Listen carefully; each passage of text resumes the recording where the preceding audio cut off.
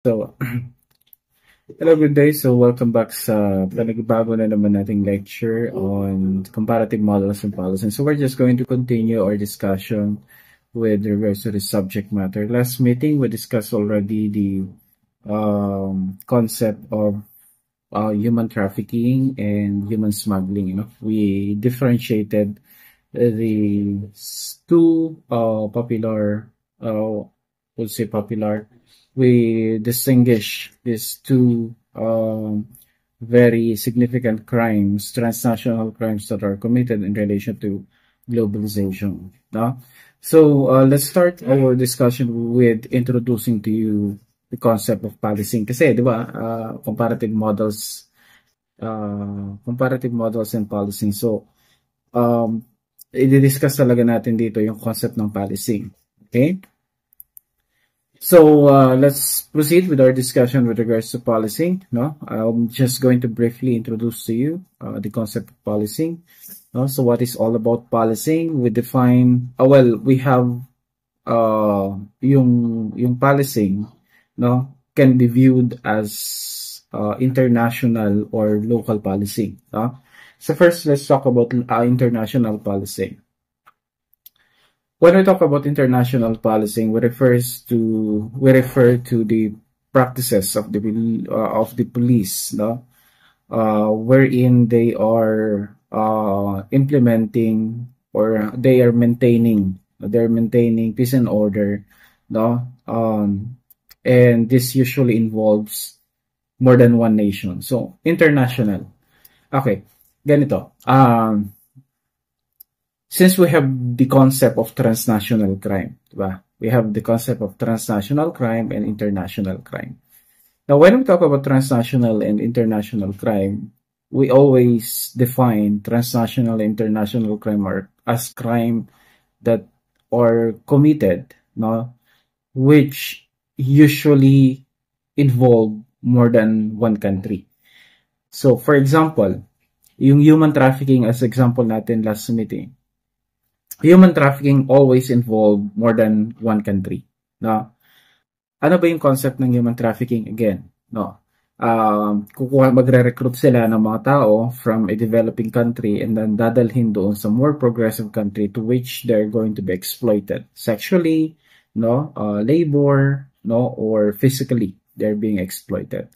Ngayon, this kind of crime, such as human trafficking, hindi lang naman siya nako-commit in one country. No? Halimbawa, yung mga criminal organization nag-recruit ng tao dito sa Pilipinas, no? At dinala nila sa US para i-exploit. The laws of Philippines was violated. The laws of US was also violated. So, that's the concept of international, that is the concept of transnational crime, no? Which is the very nature of human trafficking. Now, yung old model natin of policing, yung early concept natin of policing, kasi policing usually is local. Ibig sabihin, how does a country respond to the crime being committed in his jurisdiction? No? So, kung sa Pilipinas sana yan, may mga batas tayo na pwede nating magamit, no, para nang sa ganun is mahuli natin o mabigyan natin ng hustisya yung biktima ng human trafficking. But the problem there is, since it involves more than one country, pwede nilang takasan ng batas natin sa pamamagitan ng pagpunta sa ibang bansa. Diba? Pwede rin na hindi sila maging subject sa ating batas though they committed a crime here in Philippines but they are not under the jurisdiction of Philippines. So, see the problem. Kung makita mo yung problema dito, may butas yung concept ng policing natin. Pwedeng takasan sa pamamagitan ng pagpunta sa ibang bansa. No? At doon naman pumapasok yung very concept na tinatawag nating international policing. Now, under international policing, we are seeking the assistance of our allied countries. No? Doon natin hinihingi yung tulong ng iba pa nating mga kaalyadong bansa para nang sa ganun is masugpo natin yung problema on transnational crime. Kasi remember, transnational crime and international crime cannot be resolved by one country alone. because the activity of a the core activity of a transnational crime is that they involve more than one jurisdiction. Hindi lang isang bansa ang nasasangkot dito. At kapag hindi lang isang bansa ang nasasangkot doon sa isang crime, that means that we also needs to cooperate with each other in order to resolve the problem on transnational crime. No? So doon na ngayon pumapasok yung international policing natin na tinatawag. And that's the very reason also why we have now yung tinatawag nating Interpol. No? The Interpol assists in international policing. No? So kapag hindi lang isang bansa ang gumagalaw para sugpuin yung crime, no, tatawagin na natin yung international policing. Okay? So what is really all about policing? Ano ba kasi yung concept ng policing? The definition of policing is activities carried out by the policing actors, no? In order for them to maintain the law, no, maintain peace and order, and of course to provide safety and security for the citizens, no, sa mga mamamayan. So lahat ng ginagawa ng isang gobyerno para nang sa ganun is mapangalagaan yung seguridad ng mga mamamayan sa kanyang bansa, we call that policing. No? Sa ating bansa, yung panghuhuli ng mga kriminal, we call that policing. Yung pag-rehabilitate ng mga kriminal, we call that policing. Yung paglilitis sa isang criminal, we call that policing. So everything, no? I hope you're familiar already with the concept of the criminal justice system, no? Lahat ng activity under criminal justice system is pasok yan doon sa tinatawag nating policing, no? Kasi, again, we define policing as the activities carried out by the policing actors in order to maintain the law, order, and provide safety and security, which is all the function of our existing criminal justice system. No? So, lahat ng activity na ginagawa ng ating criminal justice system ay matatawag natin yang policing. Right? Primarily, policing is carried out by the police force. No? Ang pinaka-primary policing agency natin is of course yung national police ng isang bansa. Kung sa ating bansa sana in Philippines, no, the primary policing agency in our country is no other than the Philippine National Police, no? The Philippine National Police. Siya lang. No, the primary, though marami pang iba, like for example, the BFP, they're in charge of implementing the laws or rules and regulations, the laws on arson, no, on fire safety and so on. So, policing din sila. Pero ang pinaka-primary dito na nagpapatupad or nangangalaga sa seguridad ng ating bansa is no other than the Philippine National Police. No? Kasi yun yung ating primary police force. Now, as defined here, no, policing is carried out by the police force. Okay? Who are the police? Sino ba ang police natin? Sino ba ang police? How do we define police? No? We define police as a constituted body or body of person empowered by the state to enforce the law, no, ensure the safety and healthy and possession of citizens, and prevent crime and civil disorder. So sila yung itinatag ng isang bansa na kung saan they are given the authority and power, no, to implement the existing law for the purpose of safety or protecting the peace and order and safety of the citizen. No? So yun yung tinatawag nating police, no? The police force. Police is not, when we say police, no, hindi natin iisipin agad na yung PNP. Hindi, no? The concept of police is that generally we define that as the constituted body of the country that is empowered to implement the law, no? It just so happened that in our country, no, kaya pag sinabi natin police, iniisip agad natin PNP kasi nasa Pilipinas tayo no? At again, sino ba yung ating primary police force? Then we have the Philippine National Police. But in other country, they have their own police forces also, no? In Japan, they have the NPA, no? In China, they have their own police force. In US, they have their own police force. Actually, meron silang FBI, meron silang NYPD, no? Meron silang depende kung saan kang state, no? Meron silang National Police District, no? The NPD. Okay? So, yung mga yon, no? Yung mga primary police force in their country, and we call them the police, no? It is usually created by a law, no?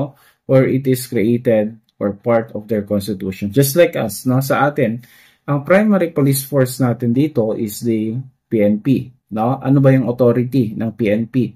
Kumbaga, saan ba nanggaling yung kapangyarihan ng PNP, no?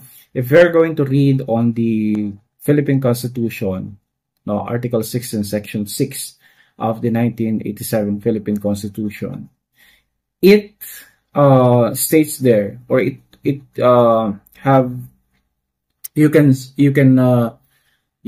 see there how or when thus the Philippine National Police was constituted. Diba nakalagay doon Article 6 and Section 6 that there shall be a national police force. There is one police force that is national in scope and civilian in character and so on. So yun yung police natin. Kaya nga yung authority ng Philippine National Police being considered as the primary police force, kasi baka sabihin niyo, ay hindi naman sila ang primary, no? Pagdating naman sa pangangalaga ng seguridad, nandiyan naman ang Philippine Army. Pagdating naman sa pagpapatupad ng mga batas trapiko, nandiyan naman ang Highway Patrol Group, nandiyan naman ang LTO and so on. Eh, bakit sila ang primary? No? The reason why is because it is stated under Article 6 and Section 6 of the Philippine National Constitution that there shall be one police force that will be established that is national in scope and civilian in character, and that is no other than the Philippine National Police Force.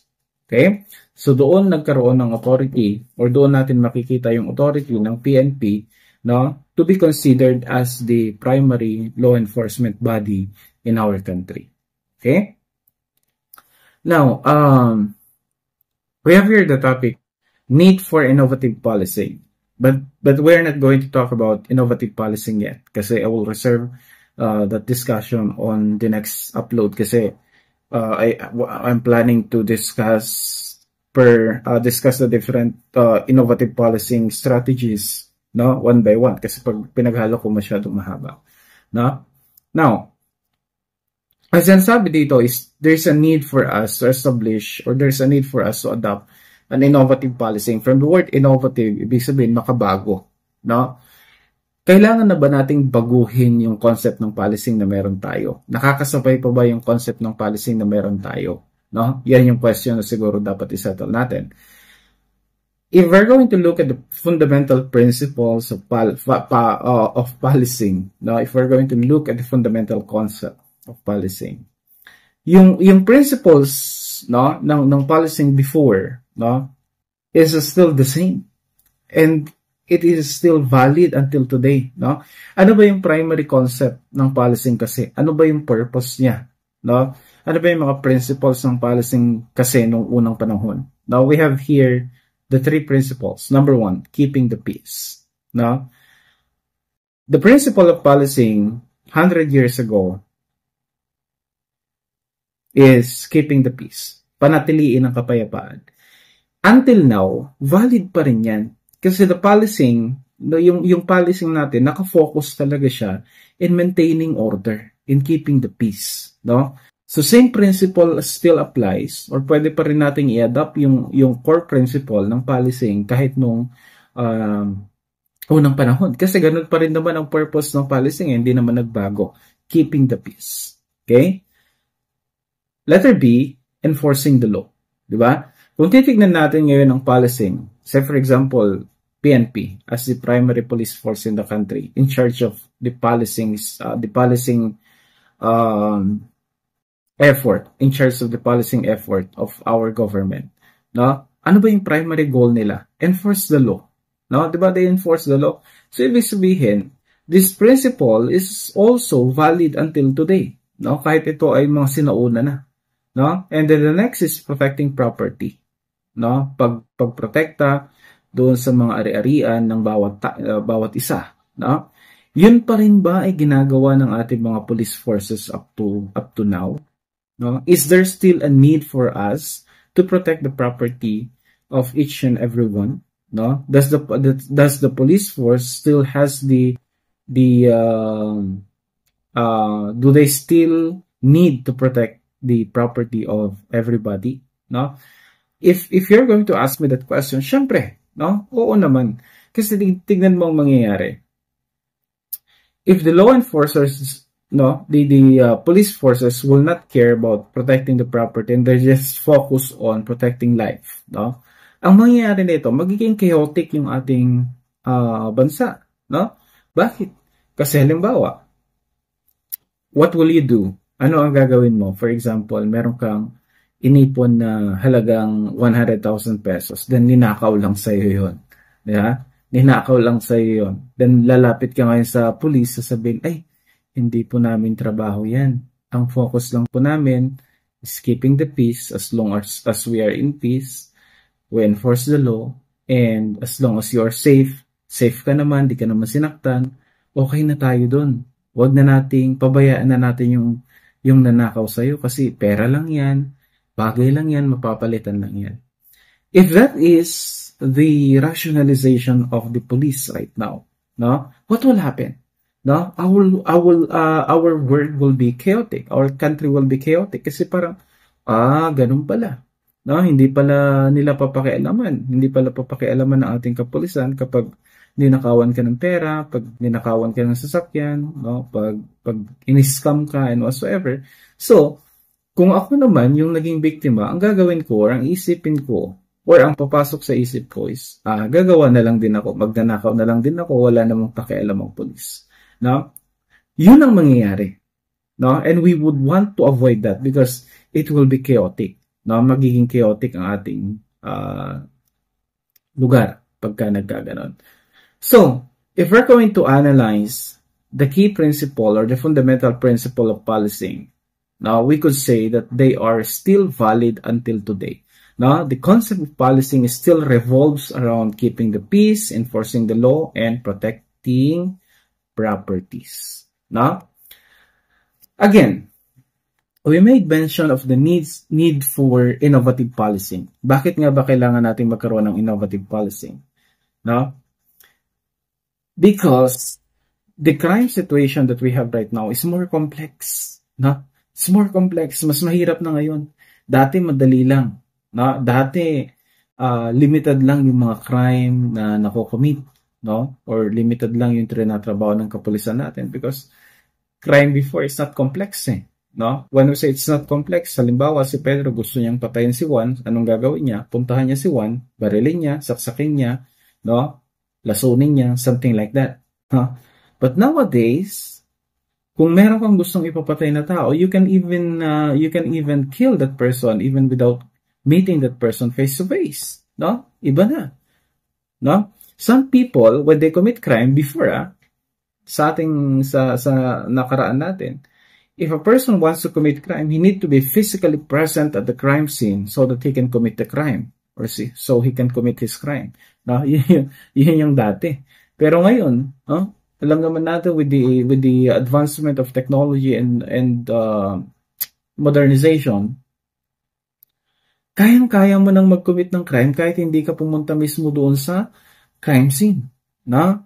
With the use of computer, with the use of technology that we have, people can commit crime now even without them going to the crime scene. That means that crime nowadays is very complex already. No? Masyado na siyang complex. And that's one of the factors, no? That we could say that increased the complexity, no, of our policing landscape. No? Medyo mas mahirap nang maging pulis ngayon, no? Mas mahirap na maging pulis ngayon kasi mas mahirap na yung trabaho nila kesa noon. Kasi ngayon, when we say crime, hindi na lang siya basta crime na patayan or whatsoever, naging mas complex na siya. No? Next. Public expectation has grown improvements in customer service across both the public sector and private sectors have resulted in higher citizens' expectation. That is true, no? Isa din ito sa factor na nakikita natin kaya napakataas ng dissatisfaction ng ating community sa service na binibigay ng ating kapulisan. Why? Kasi with the modernization and with the advancement of technology, no, yung citizens natin mas mataas na yung standard na gusto nilang ibigay sa kapulisan. No? Hindi na pwede yung patrol-patrol ka lang, hindi na pwede yung pa-imbestiga ka lang, kailangan lagi kang may ginagawang innovative. Kailangan kapag may problema sa criminality, meron kang makabagong paraan para i-resolve ito, no? So, tumataas ang expectation ng ating community pagdating sa police service. That's why, no, madalas, kung pansinin natin ngayon at ikumpara natin ang level of satisfaction ng community sa police service, no, now and before, mas mataas, no, ang satisfaction level nila before. Bakit? Kasi hindi pa naman ganun kataas ang standard ng ating community, no, pagdating sa service ng police, pagdating sa police service. Pero ngayon nakikita na kasi ng bawat mamamayan na ikukumpara na, for example, yung PNP natin, Philippine National Police. Ang baba ng satisfaction level nila. No? If you're going to interview, kasi some might say that hindi naman, mataas pa rin naman ang level of satisfaction ng police service sa Pilipinas. Yes. No? Statistically. However, if you're going to interview, no, you're going to interview yung mga ordinary citizen, no, malamang sabihin nila, ay wala. Yung mga police ngayon, mga matataba. Yung mga police ngayon is mababagal kumilos. Yung mga police ngayon is hindi alam yung mga batas, something like that. No? Why is that so? Bakit ganun? Kasi they have already the ability to compare, no? To compare the police service of our country to the police service of others due to technology, no? Tignan mo, bigla mo nalang masasabing, bakit sa Japan, ganito yung mga police nila? Bakit sa Korea, ganito yung mga police nila? Bakit sa US, ganito yung mga technology ng kapulisan nila? Pag nag-investiga sila, may mga ganito silang gamit. Bakit sa Pilipinas, walang ganon? Bakit sa Pilipinas, ganito pa rin yung ginagawa? So they have that tendency to compare the police service of PNP to the police service of other highly urbanized country. Di ba? So, with that, kasabay din na tumataas yung expectation. Kahit ginagawa ng kapulisan natin yung kanilang trabaho, pero dahil mataas ang standard ng community, dahil mataas ang expectation ng community, no, at the end of the day, they are dissatisfied with the service being provided by the law enforcers, by the police officers, no? So, yun yung nangyayari. Isa pa yan sa nagiging problema, no? Bakit siya nagiging problema? So, ano ngayon kung hindi ma-meet ng ating police force yung public expectation? Well, that highly affects yung tinatawag nating police community relation. Diba? You think kung dissatisfied ang community sa service na binibigay ng ating kapulisan, do you think that they will cooperate or they are obliged to cooperate? No? Hindi Kasi kung mababa ang dissatisfaction nila sa PNP, no, mas lalo silang hindi makikipag-cooperate sa effort ng ating kapulisan. So it really makes the problem now complicated. No? Next is global austerity challenges have increased. Now, when we talk about this one, no, alam niyo naman ngayon, di ba? Uso yung, say for example, electric vehicle. Malayo ito pero just to get the concept. Electric vehicle. Why are we shifting to electric vehicle? One, austerity. No? Para makatipid. Di ba? Isa yun, para makatipid.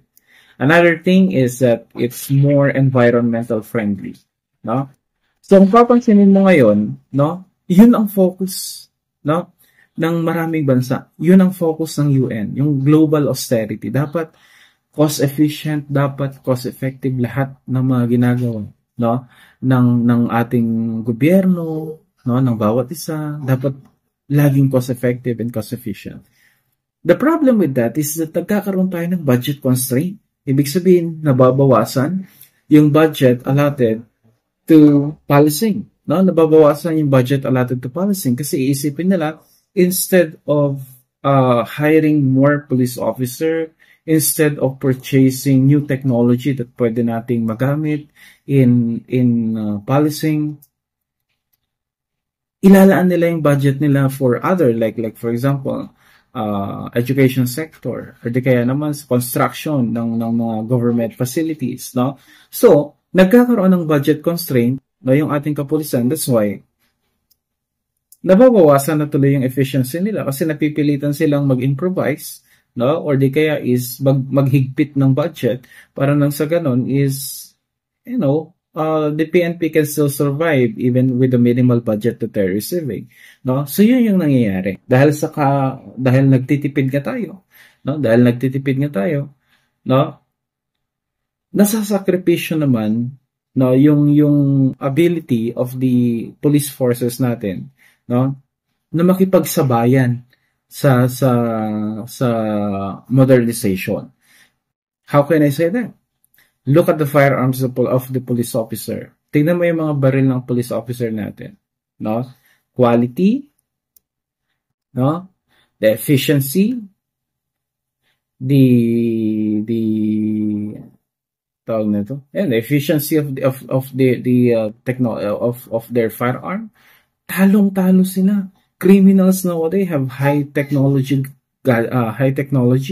no, are using high-end technology, no, while our police officers are using yung mga, alam mo na, no, mga surplus, no, or di kaya yung mga cheap, no, yung mga mas mura na mga technology. The criminals are investing more in technology. Kaya paano sila mananalo? No? For example, no? Yung police officer naka-Glock 9mm. While ang kalaban niya naka-Uzi o di kaya yung mga high-powered firearm and so on. So sinong matatalo? Sinong mananalo? No? Kasi nga sasabihin ng gobyerno, hindi naman natin kailangan bumili ng high-powered firearm kasi nagtitipid tayo sa budget, no? We should allocate those budget instead sa mga ayuda. I'm sorry, no? And so on. So, yun yung nagiging issue diyan. Sa sasakyan, tingnan niyo yung mga sasakyan ng kapulisan natin, no? Ikumpara mo sa sasakyan ng mga drug lord. Ikumpara mo sa mga sasakyan ng mga kilalang criminals. Talong-talo. Paano kung naghabol lang yan sa highway? Na yung lumang sasakyan ba ng ating kapulisan, makakahabol yan sa mga bagong sasakyan ngayon na ginagamit ng mga criminal syndicate? I doubt so. No? IT, for example, IT. No? Don't you know that many IT experts will say, ayaw ma-employ sa gobyerno kasi yung gobyerno natin nagtitipid sa budget. Gusto nilang gumawa ng website na hindi hackable, no, na hindi kayang i-penetrate ng mga black hat hacker, no? Pero ang budget nila kukunti naman. So very impossible, no? While criminal organizations are paying, no, high amount of money, no, to IT, no, na pwede nilang magamit na talagang makakatulong sa kanila. No, they're willing to pay millions of money, no, millions of pesos para lang makapenetrate sa system ng government natin. While our government are spending too little money in securing its own website, di ba? Sa website makikita mo 'yan. No, makikita mo. Bakit ang mga government website natin nahahack ng mga criminal? Bakit? Kasi nga tinipid yan sa budget, no? Nagtitipid yan sa budget. Yung criminal na gustong mag-penetrate dyan, hindi yan na magtitipid sa budget. Ang importante, no, ma-penetrate niya yung system ng government natin, no? So yun yung nagiging problema pa natin kung bakit ngayon ibang-iba na talaga yung criminal landscape natin, no? So it makes the policing, no, complex. It makes the policing complex and it makes the job of the police officers more complex than it used to be before, no? With those different reasons. Okay? So I guess we stop on that muna, no? So we're going to continue discussing. Next meeting, we're going to talk about the concept of innovative policing and the different innovative policing. Mahaba-haba kasi yun, no? Okay? So I hope I was able to impart my knowledge with regards to the topic we discussed. If you have a question, please type them in the comment section, no? If you learned something, you may also click subscribe or like or share our video para mas marami pang tayong matulungan. Mas lumawak pa ang pwede nating pag-share ng ating knowledge with regards to the subject matter. No? That's it for today, guys. Thank you for listening. No? See you on the next upload. Bye-bye.